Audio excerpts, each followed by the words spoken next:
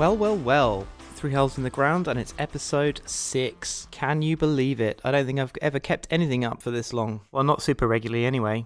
You know, stuff like writing a diary every day or doing NaNoWriMo I've done, but I think this is probably the first thing that I've got 6 weeks or 6 episodes in and I'm actually still enjoying it, which suggests to me that I might keep enjoying it and at least keep doing it, at least for a while anyway. A couple of people have asked me to talk about how I make this podcast, editing, recording, and then releasing within an hour. So I thought I'd talk about that a little bit. First of all, I already owned a Blue Yeti USB microphone that I bought years ago and I really like it. And I've used it for recording instruments and I've used it for recording other bits and bobs of audio before, and I use it when I'm on Skype calls. So having one of those is probably quite important, but I think you could probably get one of the cheaper Rode podcasting mics if you want to do this yourself. With the exception of last week's episode, then I open up Google Docs, put the title of the show, put a couple of bullet points in there that I want to talk about, and then I fire up GarageBand.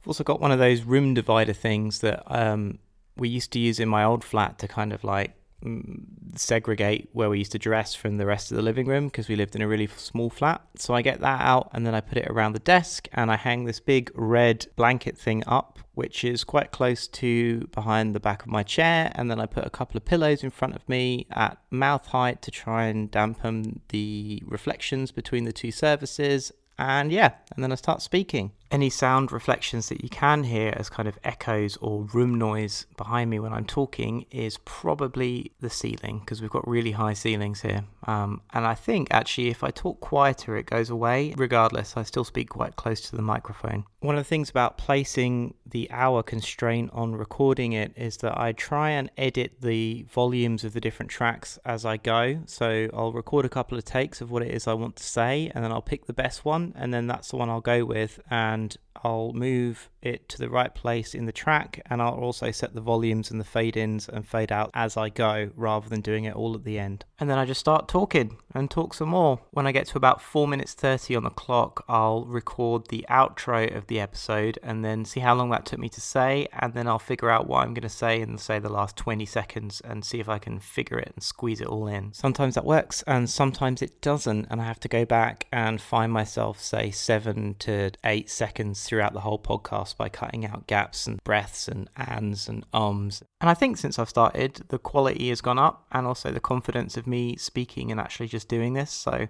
I'm really happy about how it's working out so far. And I'd really encourage everybody else, or anybody else really, who wants to do a small, short podcast to investigate doing one themselves. I think I'm going to be experimenting with less of the talking head routine in the shows that I put out next month in May. As mentioned before, I will be speaking at Peer-to-Peer Web on the 5th of May in Berlin, and I'm hoping to do a couple of interviews for that and stick them in the show.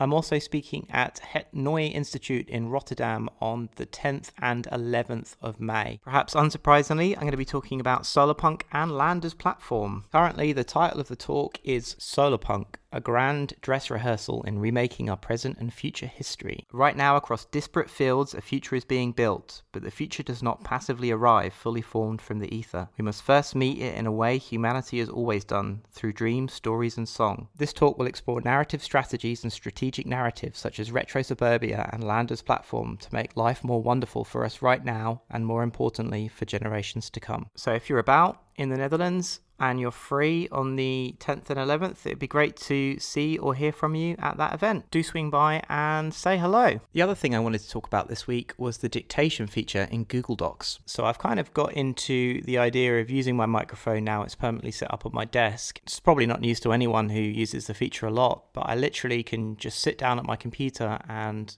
start speaking, and then suddenly you've got 500, 750 words on the page. I mean, it'll need a lot of editing because it's dictation, although it's fairly accurate, but also the words are on the page and you didn't have to sit down and type them. There's no inner critic. You can just get words out of your head and down onto the page. Speaking of pages, I am at the JMO on all good quality social media web pages, and you have been listening to episode 1806 of Permanently Moved.online, a podcast in 301 seconds.